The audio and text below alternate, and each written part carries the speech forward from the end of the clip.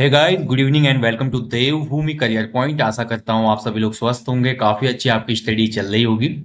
तो देखिए दोस्तों, पहले तो आप सभी लोगों को जो आपका एग्जाम होना है 9 जुलाई को, उस एग्जाम के लिए आप सभी लोग अंदर से मोटिवेटेड और एनर्जेटिक होंगे और बने भी रहिएगा। बिल्कुल भी एग्जाम का स्ट्रेस ना लें।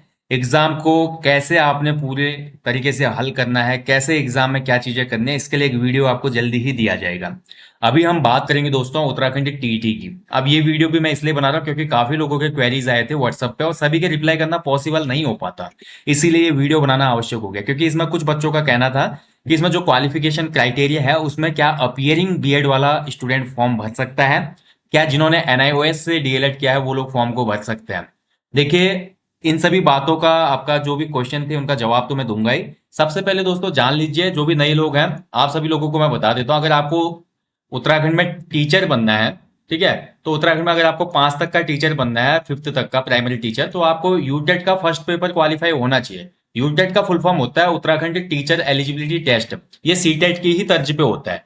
या तो आपका सीटेट पहला पेपर निकला होना चाहिए या आपका यूटेट पहला पेपर निकला होना चाहिए प्राइमरी स्तर के अध्यापक बनने के लिए, ठीक है। सीटेट जो होता है दोस्तों, ये सेंट्रल टीचर एलिजिबिलिटी टेस्ट होता है और ये पूरे भारत में मान्य होता है। जबकि उत्तराखंड टीईटी अगर कोई भी क्वालिफाई करेगा तो केवल उत्तराखंड के जो विद्यालय हैं दोस्तों, उन्हीं में ये मान्य होगा, ठीक है। बस यही अंतर इसमें, बाकी सेम चीजें होती हैं और सिलेबस भी लगभग लगभग सेम है इनका।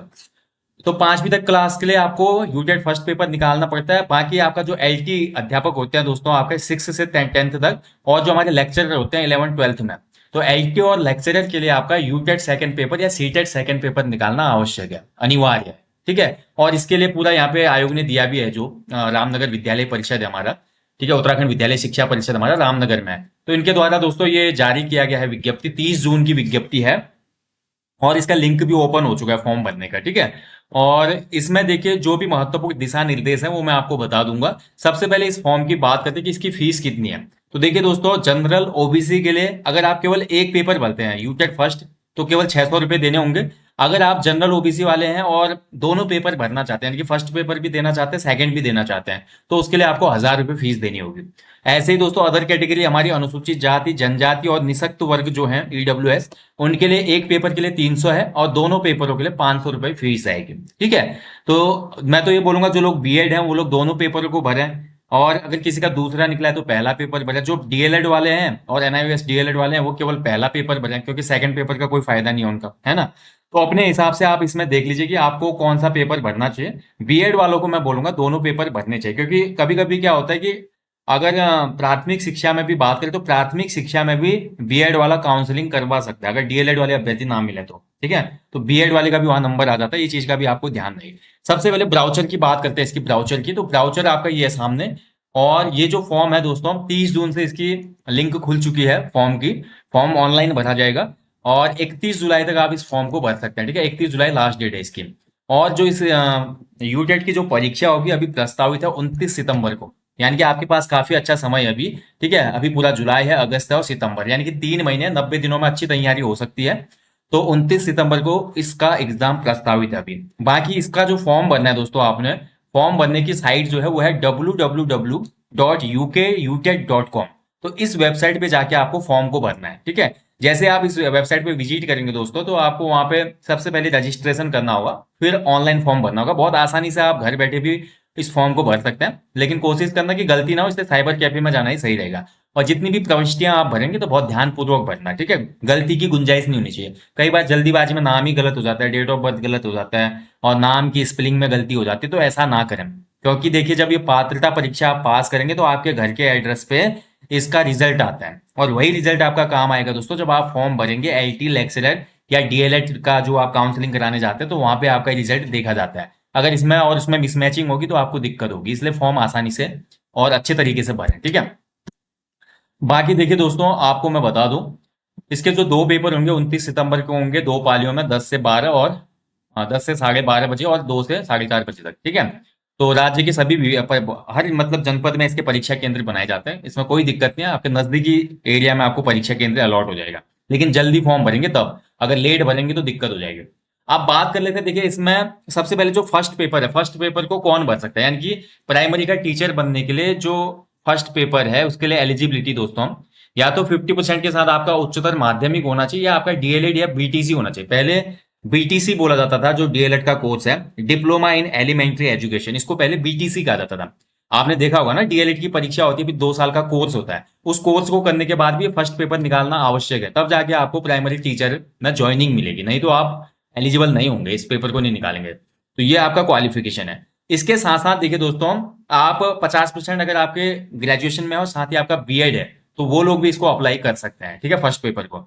और दोस्तों, जिन लोगों ने अभी जो राजकीय प्राथमिक विद्यालय में मानदेय पर कार्यरत ऐसे शिक्षा मित्र, केवल शिक्षा मित्रों की यहाँ पे बात की जा रही है, जो कि राजकीय प्राथमिक विद्यालयों में शिक्षा मित्र हैं और जिन्होंने राज्य सरकार की अनुमति के पश्चात इग्नू से 2 वर्षीय डीएलएड किया है। सभी ने डीएलएड किया, प्राइवेट स्कूलों के जो हमारे शिक्षक थे उन्होंने भी किया है, लेकिन उनके लिए ये बात ही नहीं कर रहे हैं यहाँ पे। यहाँ पे ये बोला कि जिन शिक्षा मित्रों ने राजकीय प्राथमिक विद्यालयों में काम कर रहे हैं, जो केवल वही अप्लाई कर सकते हैं, जिनका इग्नू से डीएलएड है। और जिनका सरकारी संस्थानों से डीएलएड है, वो तो कोई भी अप्लाई कर सकता है, कोई दिक्कत नहीं है, ठीक है। तो ये इसकी क्वालिफिकेशन है। और वहीं बात करें दोस्तों, जो हमारा दूसरा पेपर है, दूसरा पेपर ज्यादा इसमें महत्वपूर्ण है, क्योंकि ज्यादातर लोग इसी के लिए अप्लाई करते हैं। सेकंड पेपर आपका दोस्तों एलटी जो होता है, सहायक अध्यापक, और दूसरा लेक्चरर जो होता है, प्रवक्ता, दोनों के लिए अनिवार्य है ये पेपर। इसमें देखिए दोस्तों, या तो आपका बीएड होना चाहिए कंप्लीट और 50% होने चाहिए जनरल के लिए, ठीक है। जनरल कैंडिडेट अगर आप हैं तो आपके 50% ग्रेजुएशन के साथ साथ, ग्रेजुएशन में भी 50% होने चाहिए, उसके साथ बीएड होना चाहिए।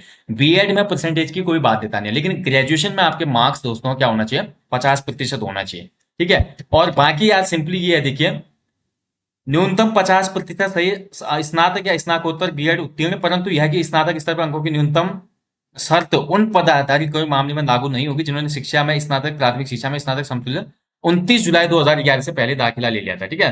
तो 29 जुलाई 2011 से पहले जिनका दाखिला है, उन लोगों के लिए कंडीशन लागू नहीं होगी, ये भी इसमें बोला जा रहा है। बाकी देखिए, सबसे मेन क्वेश्चन जो था भैया, कि क्या बीएड फर्स्ट ईयर जिसका कंप्लीट हो गया है और सेकेंड ईयर में जो गया है, यानी कि आजकल तो सेमेस्टर सीन होता है, कहीं कहीं पे वार्षिक भी होता है पुरानी यूनिवर्सिटियों में, अगर किसी का फर्स्ट ईयर कंप्लीट हो चुका है, सेकेंड ईयर में वो चले गया है, और मान लीजिए किसी के 2 सेमेस्टर कंप्लीट हो चुके हैं बीएड के और तीसरे सेमेस्टर में इनरोल हो चुका है वो, तो वो लोग भी इस फॉर्म को भर सकते हैं। साफ साफ यहाँ पे आयोग ने बोला है कि जो हमारा अंतिम वर्ष में प्रशिक्षण प्राप्त कर रहे अभ्यर्थी भी अध्यापक पात्रता परीक्षा 2023 के लिए अहर होंगे, ठीक है, क्वालिफाई होंगे। 2 वर्षीय जो बीएड कर रहे हैं या जो हमारे 4 वर्षीय डिग्री प्रशिक्षण कर रहे हैं। 4 वर्षीय में दोस्तों आपका लंबा कोर्स होता है, 2 वर्षीय अमूमन सभी लोग करते हैं प्राइवेट और सरकारी कॉलेजों से। तो जो सेकेंड ईयर में गया है या जिसका थर्ड सेमेस्टर है बीएड का, वो भी इसको भर सकता है। बस इसी के लिए ये वीडियो था, महत्वपूर्ण यही था कि क्या इसको भर सकते हैं। और बाकी देखिए दोस्तों, अनुसूचित जाति, अनुसूचित जनजाति, ओबीसी और जो हमारे फिजिकली चैलेंज अभ्यर्थी हैं, उनको स्नातक में 5% की शिथिलता प्रदान की जाएगी। यानी कि ओबीसी, एससी, एसटी और हमारे पीएच कैंडिडेट के लिए ग्रेजुएशन में 45% अंक भी मान्य होंगे, ठीक है। 50% उनके नहीं भी हैं तो कोई दिक्कत नहीं, वो भर सकते हैं। 5% का उनको क्या है, यहाँ पे रिलैक्सेशन दिया गया है, ठीक है।